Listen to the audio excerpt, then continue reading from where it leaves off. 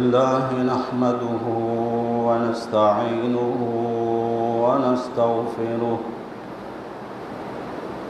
ونستغفره ونؤمن به ونتوكل عليه ونعوذ بالله من شرور أنفسنا ومن سيئات أعمالنا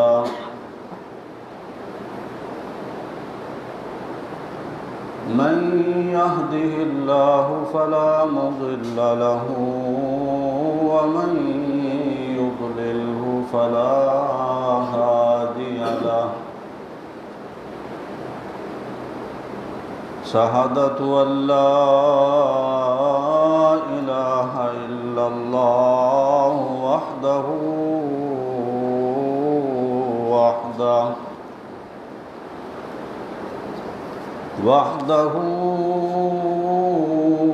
لا شريك له وأشهد أن محمدا عبده ورسوله أما بعد فأعوذ بالله من الشيطان الرجيم بسم الله الرحمن الرحيم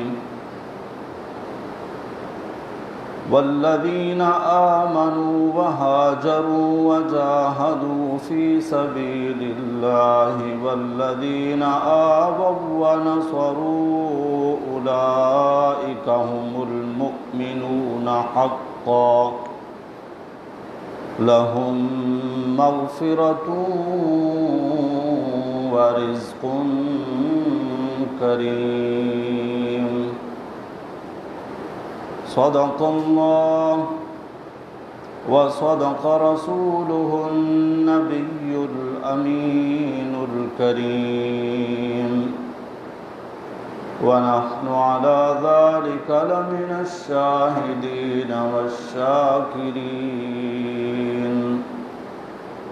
والحمد لله رب العالمين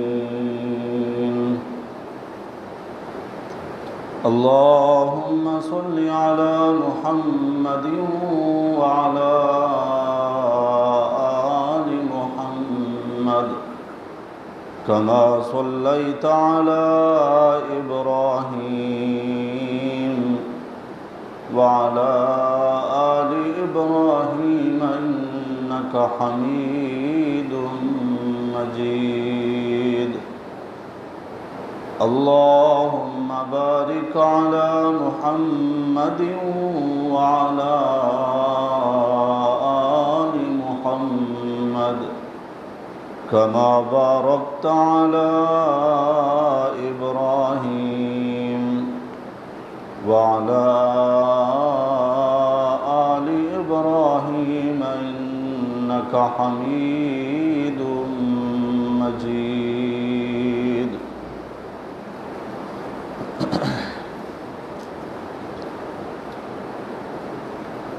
اللہ کے نبی صلی اللہ علیہ وسلم کی پاک اور مقدس جماعت صحابہ کرام رضوان اللہ تعالی علیہم اجمعین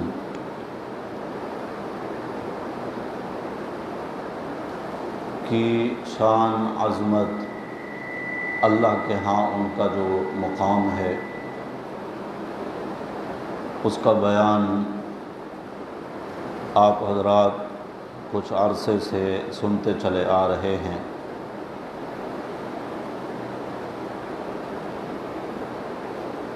دین اللہ کی طرف سے پیارے نبی صلی اللہ علیہ وسلم کو عطا ہوا۔ نبی کریم صلی اللہ علیہ وسلم نے اللہ کی طرف سے اس دین کو جن لوگوں میں منتقل فرمایا وہ صحابہ کرام کہلاتے ہیں۔ امت نے دین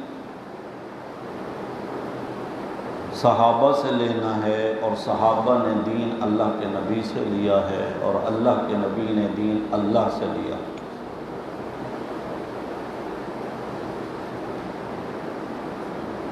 اللہ نے نبی کریم صلی اللہ علیہ وسلم کے ذریعے دین صحابہ کرام کو دیا کہ اب اگر جس کو بھی دین چاہیے وہ صحابہ کرام سے دین لے۔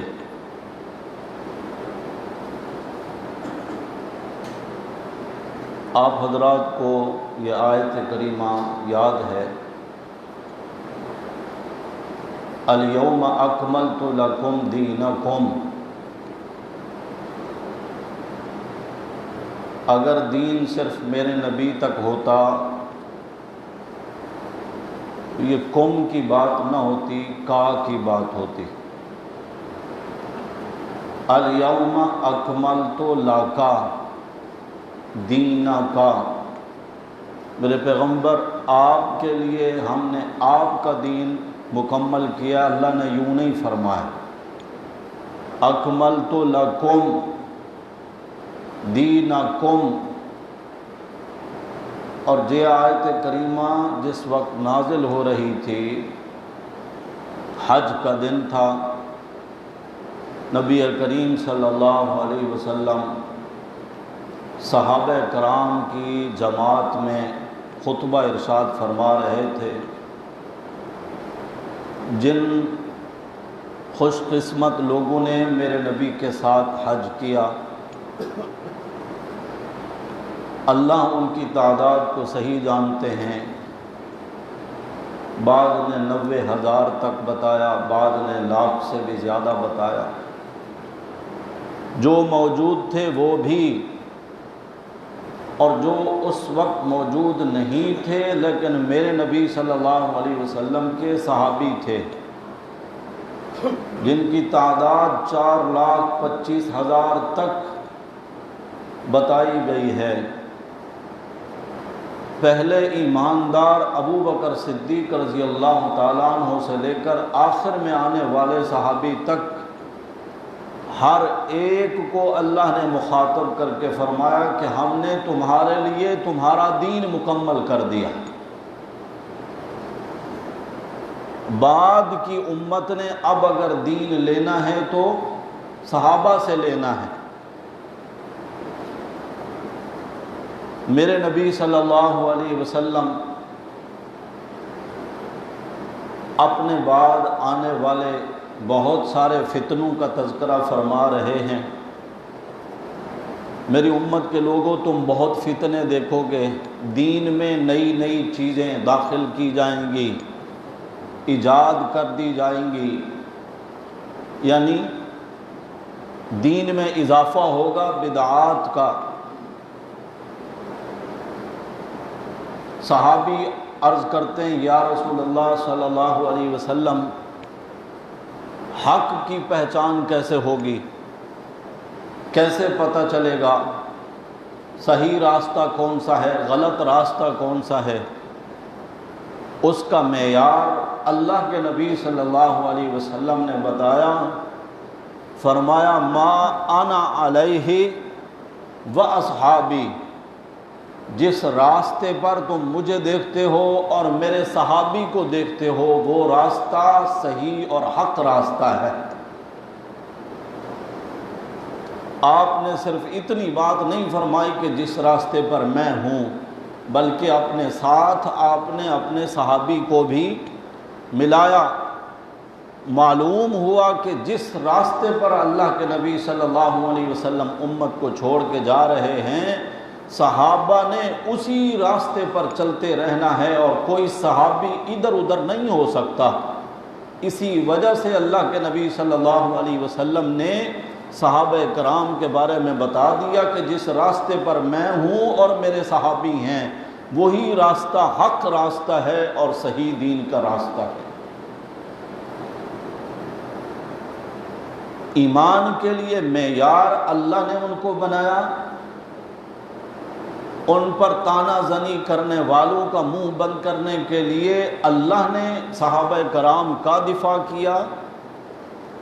دین ان کے ذریعے آگے امت کو ملے گا۔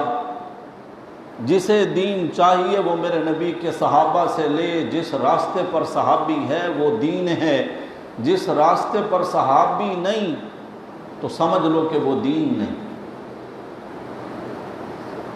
یہودیوں نے کبھی بھی تلوار اٹھا کر مسلمانوں سے قتال نہیں کیا، جنگ نہیں کی، قلعہ بند ہو گئے، ڈر گئے، چھپ گئے۔ بالآخر انہوں نے دیکھ لیا کہ صحابہ نے تو سارا کا سارا دین لے لیا، اللہ نے ان کو معیار اور نمونہ بنا دیا۔ الیوم اکملت لکم دینکم میں وضاحت کر دی گئی کہ تم سب کا دین مکمل ہو گیا ہے۔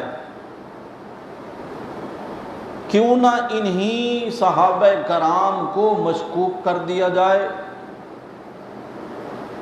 ان کے معاملے کو گڑبڑ کر دیا جائے، اور اس طرح کی کہانیاں گھڑی ان لوگوں نے کہ صحابہ کرام کی موجودگی میں یوں بھی ہوتا رہا اور یوں بھی ہوتا رہا اور یوں بھی ہوتا رہا، تاکہ بعد میں سوچنے والا سوچ میں پڑ جائے کہ صحابہ بھی موجود تھے اور یہ غلط کام بھی ہو رہے تھے، تو وہ کیوں خاموش رہے؟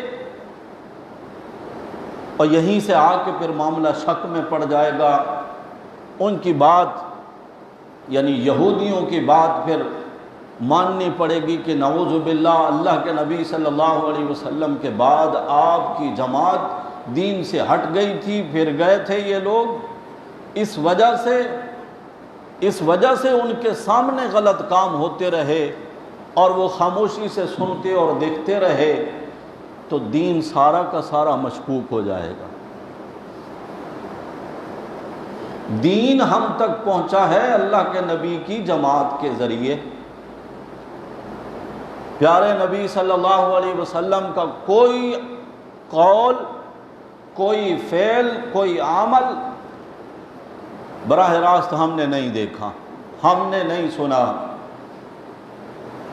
تابعین نے بھی نہیں دیکھا، تبع تابعین نے بھی نہیں، ائمہ مجتہدین نے بھی نہیں، محدثین بھی نہیں، مفسرین نے بھی نہیں، صحابہ ہی تھے جنہوں نے دیکھا اور انہوں نے آگے بتایا، اور وہ ادائیں بھی میرے نبی صلی اللہ علیہ وسلم کی ان لوگوں نے محفوظ کی، آگے امت تک منتقل کی، حتیٰ کہ کوئی واقعہ پڑھتے ہوئے سنتے ہوئے ایسا محسوس ہوتا ہے کہ آپ اس وقت موجود ہیں اور اپنی آنکھوں سے دیکھ رہے۔ اگر ان صحابہ کرام کو بیچ سے ہٹا دیا جائے تو پیارے نبی صلی اللہ علیہ وسلم کا کوئی فرمان، حضور کی کوئی حدیث، قرآن کی کوئی آیت اور سورت ہمارے پاس پھر باقی نہیں رہتی، کیونکہ یہ سب کچھ درمیان میں واسطہ، ذریعہ، راوی وہی اللہ کے نبی صلی اللہ علیہ وسلم کے صحابہ ہی ہیں۔ ان کو اگر الگ کر دیا جائے تو پھر ہمارے پاس کچھ بھی باقی نہیں رہتا، نہ اذان، نہ کلمہ، نہ نماز، نہ روزہ، نہ حج، نہ زکوٰۃ، یعنی بنیاد اسلام، ارکان اسلام جن پر اسلام کی عمارت کی بنیاد کھڑی ہے، وہ ارکان اور وہ بنیادیں ہی ساری کی ساری ختم ہو جائیں گی۔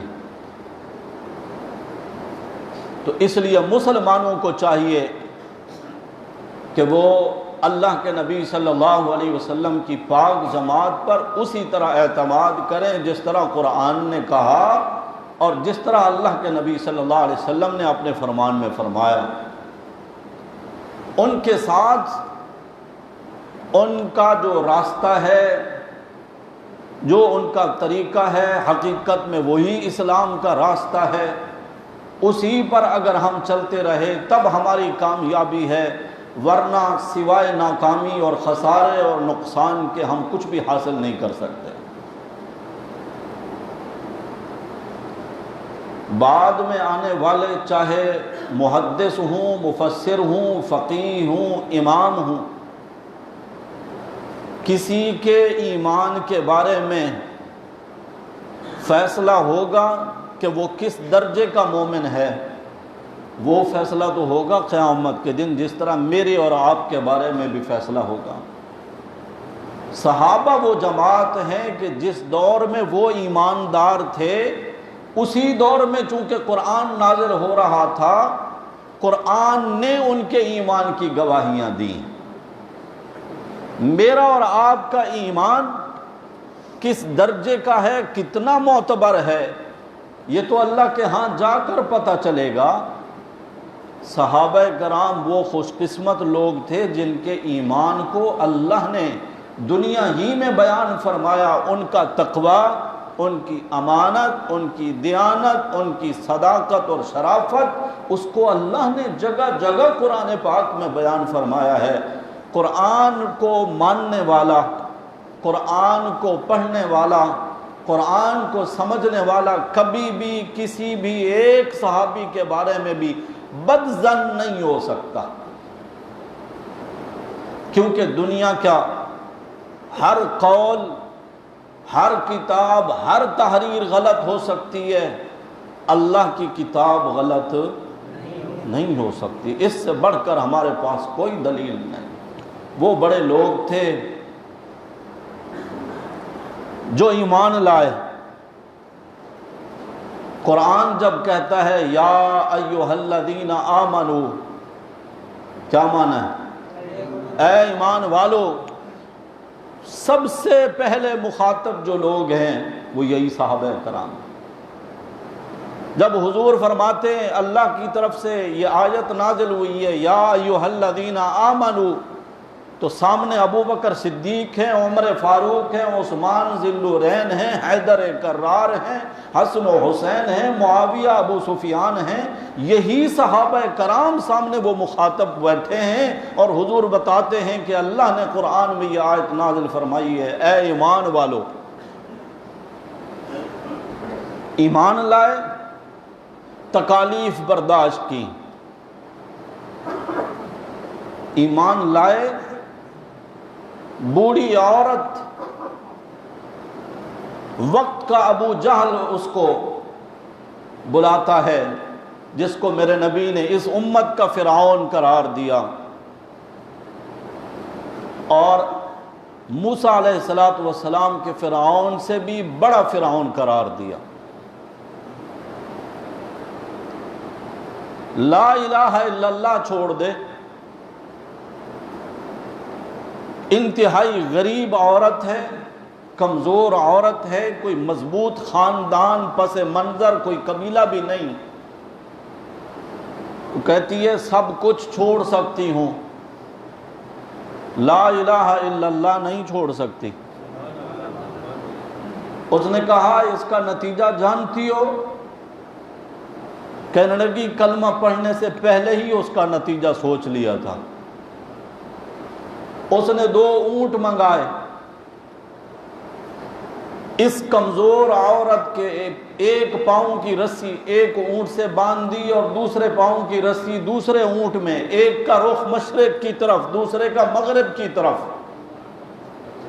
اب کہا موقع ہے، جان بچ جائے گی، ورنہ زندہ زندہ کو چیر دیا جائے گا۔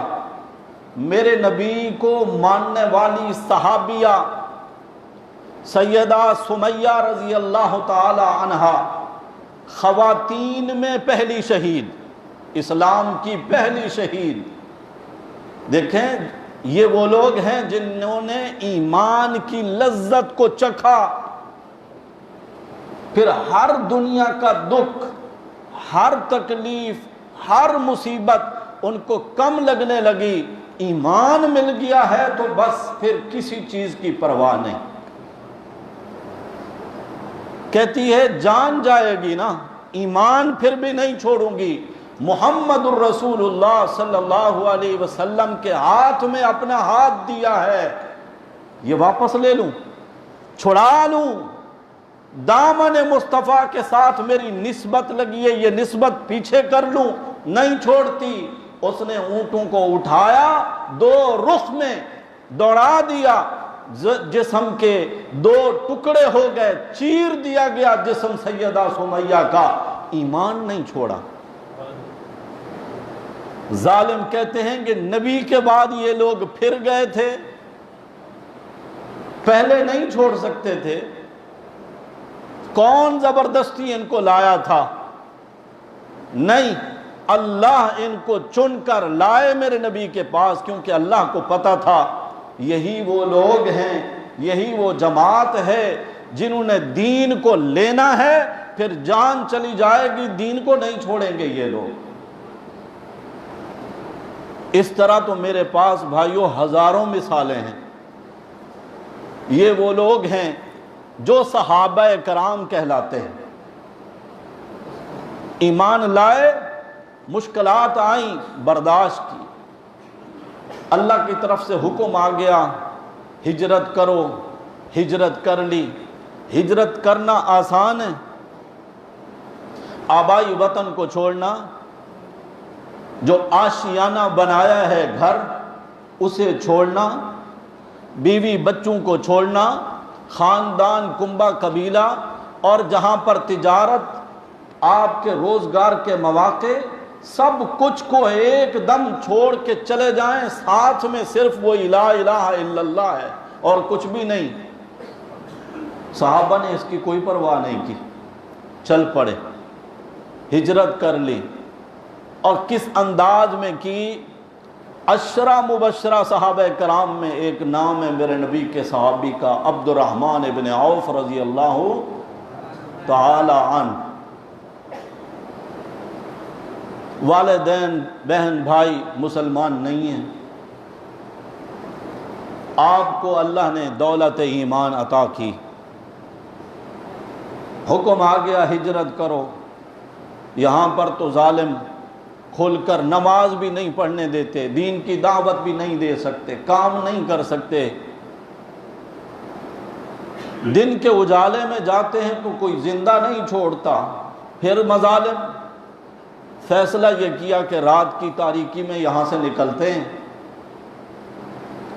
اندھیرے میں اونٹ پر سامان باندھنے لگے، زاد راہ، سفر کا سامان، بیوی ہے، ایک معصوم بچہ ہے، اور عبد الرحمن ابن عوف رضی اللہ تعالی عنہ کیا بچا کر جا رہے ہیں؟ جان بچانے کے لیے یہاں سے نکل لیں، ایمان بچا کر۔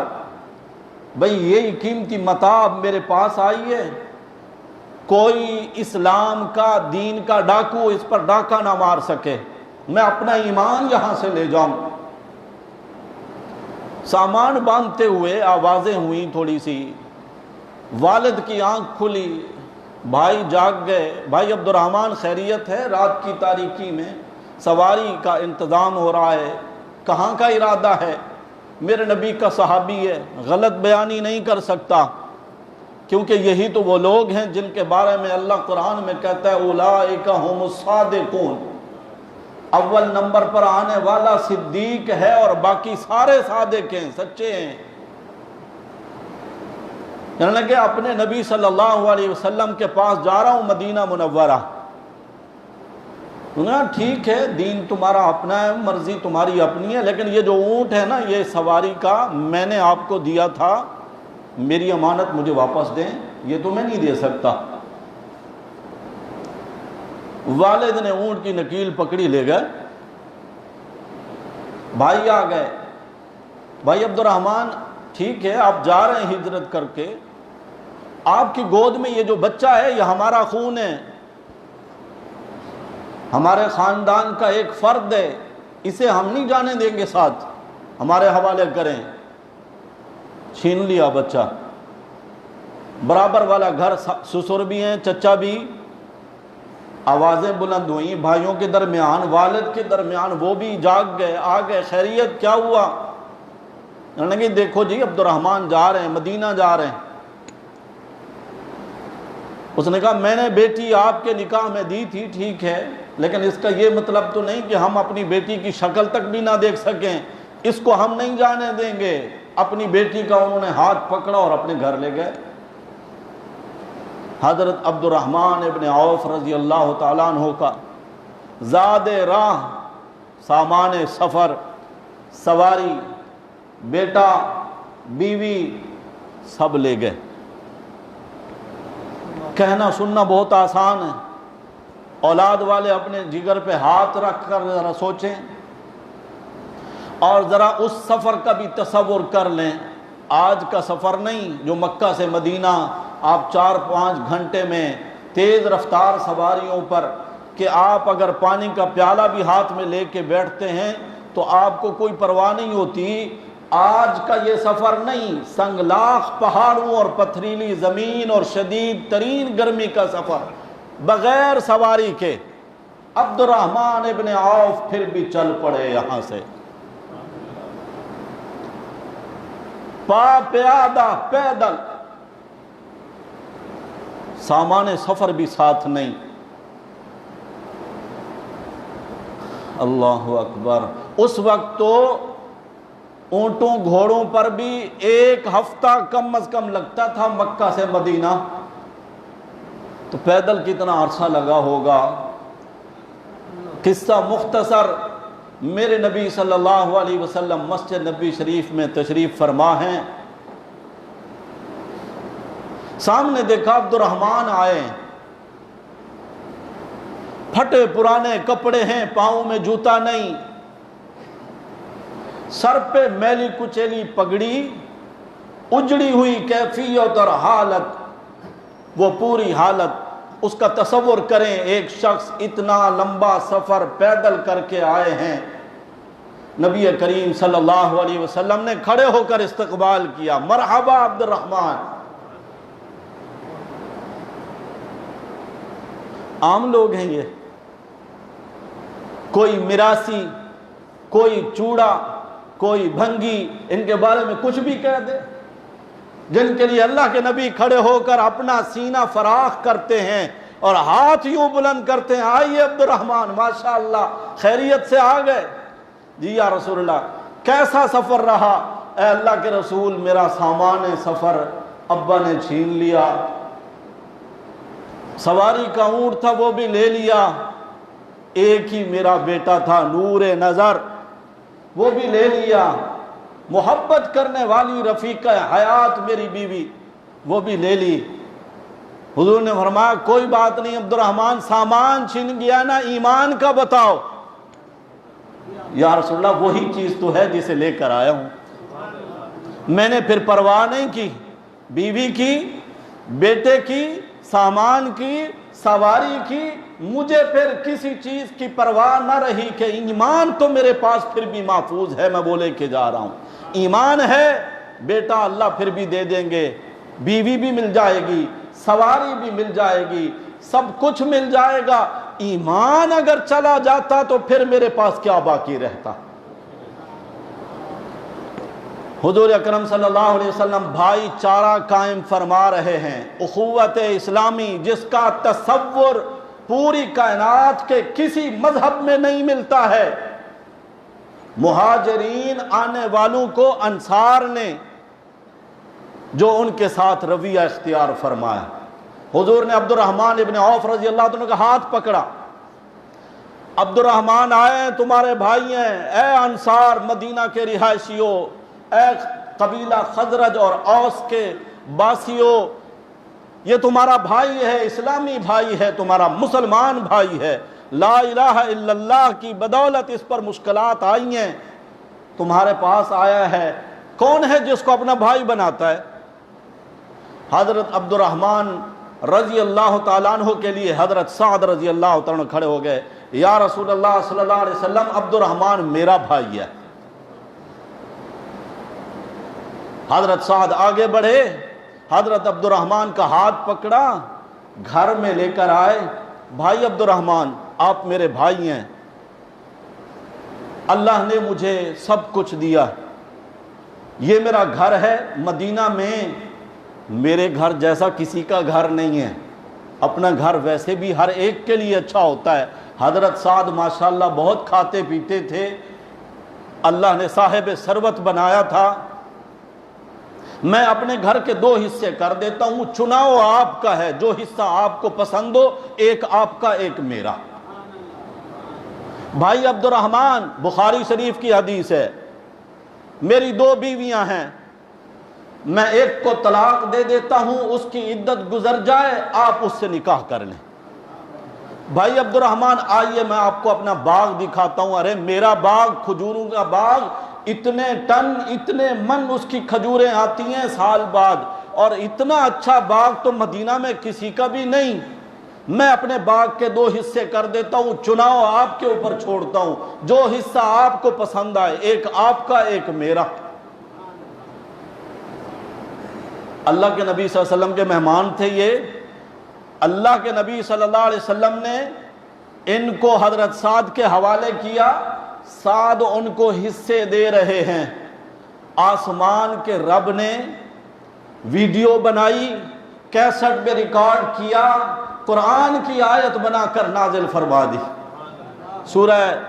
سورہ انفال کی آخری 2-3 آیات میں سے ایک آیت یہ بھی ہے، والذین آمنوا وہاجروا وجاہدوا فی سبیل اللہ، وہ لوگ جو ایمان لائے، یہ حضرت عبد الرحمن ابن عوف جیسے ایمان لائے، ہاجروا، ایمان لانے کے بعد صرف مارے کھانے کے لیے نہیں، چھپ چھپ کر نمازیں پڑھنے کے لیے نہیں، اپنا مال متاع، گھر بار، کنبہ قبیلہ بچانے کے لیے نہیں، اپنے وطن کو قابو نہیں کیا، ہاجروا فی سبیل اللہ، اللہ کے راستے میں گھر بار کو چھوڑا، وطن چھوڑا، خاندان چھوڑا، کنبہ قبیلہ چھوڑا، سب کچھ چھوڑنے کے بعد مدینہ منورہ پہنچے، ہجرت کر کے جاہدو، صرف ہجرت نہیں کی، اللہ کے راستے میں جہاد بھی کرنے لگے۔ ایک طرف تو یہ لوگ یعنی مہاجرین، ہجرت کرنے والے، والذین آووا ونصروا، دوسرے وہ لوگ جنہوں نے ان کو گھر دیے، مال دیے، باغات میں سے حصے دینے کی پیشکش کی، جنہوں نے اپنا مال متاع دینے کے لیے، اللہ کی رضا کے لیے ان کے اپنے گھروں کے دروازے کھول دیے، باغات اور حویلیاں ان کے حوالے کر دی، آووا ونصروا، جنہوں نے لٹے پٹے مہاجرین کی مدد کرتے ہوئے اپنا سب کچھ ان کے حوالے کیا۔ 2 قسم کے لوگ ہو گئے، ہاجروا نصروا، ہجرت کرنے والے بھی، ان کی مدد کرنے والے بھی۔ میں اللہ کہتا ہوں اولئک ہم المؤمنون حقا، حقیقت میں ایماندار کہلانے کے صحیح حقدار لوگ یہی ہیں، جن کے ایمان کی گواہیاں میرے اللہ نے دی ہیں، ان کی ہجرت کی گواہیاں، ان کے جہاد کی گواہیاں، ان کی مدد اور نصرت کی گواہیاں اللہ نے دی ہیں۔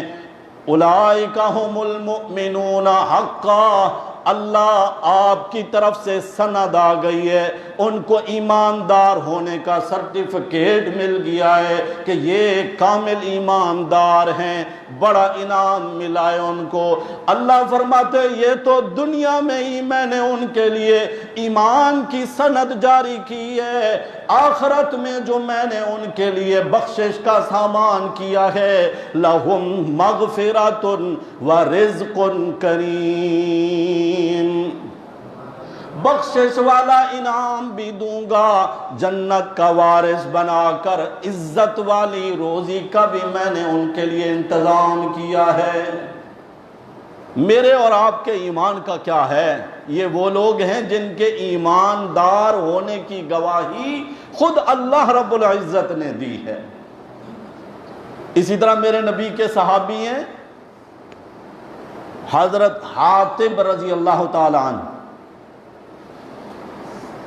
28ویں پارے میں سورۃ الممتحنہ ہے، شروع ہوتی ہے یا ایھا الذین آمنوا لا تتخذوا عدوی وعدوکم اولیاء، اے ایمان والو جو میرے دشمن ہیں اور تمہارے دشمن ہیں ان کو اپنا دلی دوست نہ بناؤ۔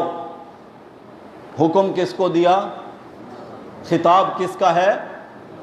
ایمان والو، ایمان والو جو میرے دشمن ہیں اور جو تمہارے دشمن ہیں، عزت کے دشمن، مال کے دشمن، اولاد کے دشمن، وطن کے دشمن نہیں، جو تمہارے دین کے دشمن ہیں، تمہارے رب کے دشمن، تمہارے رسول کے دشمن، تمہارے دین کے دشمن، لا تتخذوا عدوی وعدوکم اولیاء، ان کو اپنا دلی دوست نہ بنانا۔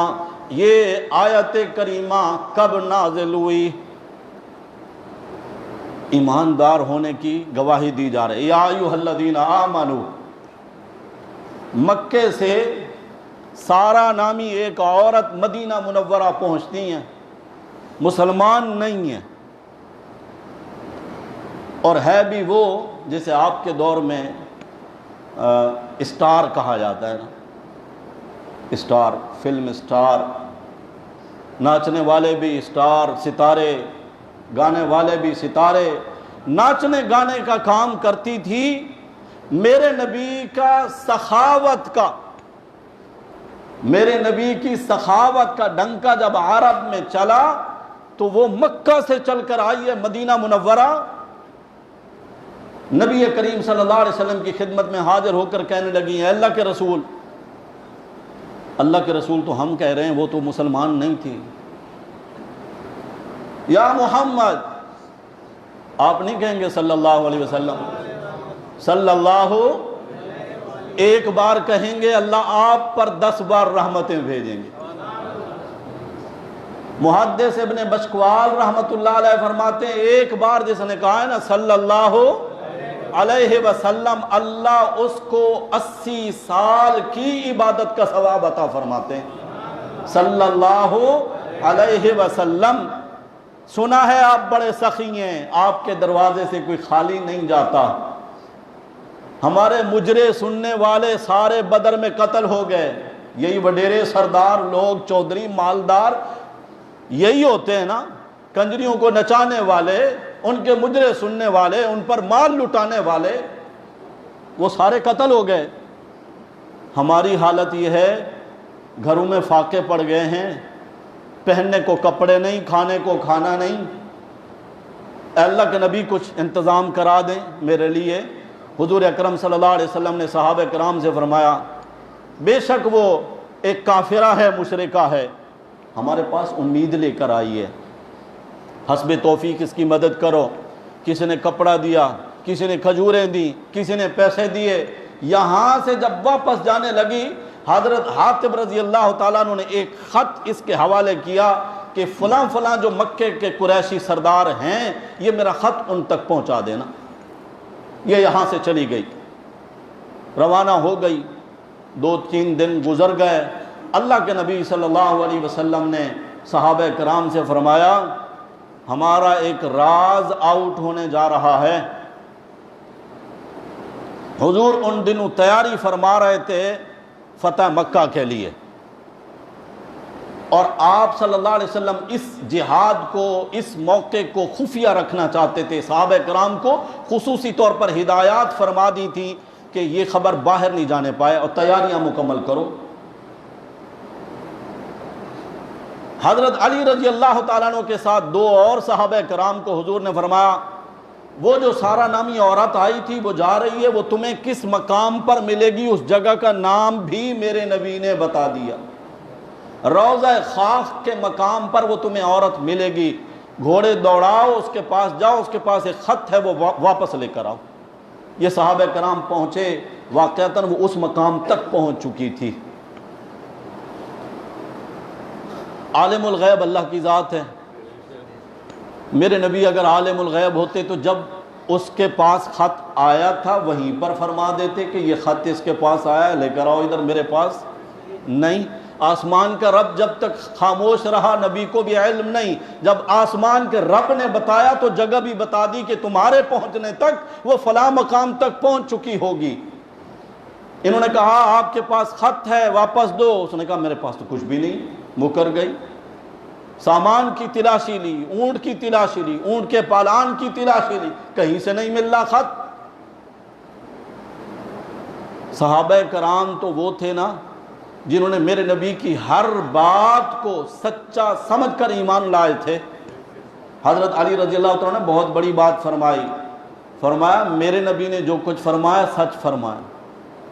خط تو تیرے پاس ہے، خط تو تیرے پاس ہے، اگر نہ ہوتا اللہ کے نبی صلی اللہ علیہ وسلم کی نعوذ باللہ بات جھوٹی ہو جائے گی، اور یہ ہو نہیں سکتا۔ زمین و آسمان کا نظام بدل سکتا ہے، نبی کی بات غلط نہیں ہو سکتی۔ تیری تلاشی لینے کے لیے تیرا لباس بھی اگر اتارنا پڑا تو میں اتار دوں گا، ورنہ خط دو۔ اس دھمکی کا اثر یہ ہوا اس نے بالوں کے جوڑے میں خط چھپایا ہوا تو وہ نکال کے دے دیا۔ حضرت علی نے وہ جس طرح پیک تھا خط لے کر میرے نبی صلی اللہ علیہ وسلم کی خدمت میں حاضر ہوئے، خط کھول کر دیکھا گیا، نیچے دستخط ہیں حضرت حاتب رضی اللہ تعالیٰ عنہ کے، اور لکھا ہوا ہے سرداران قریش کے نام کہ ان قریب اللہ کے نبی صلی اللہ علیہ وسلم تم پر چڑھائی کرنے والے ہیں، لہذا خوب تیاری کر لو۔ حضرت عمر رضی اللہ عنہ، یا رسول اللہ لگتا ہے کہ یہ حاتب بدل گیا ہے، دین سے منافق ہو گیا ہے، مجھے اجازت دے میں اس منافق کا سر قلم کر دوں۔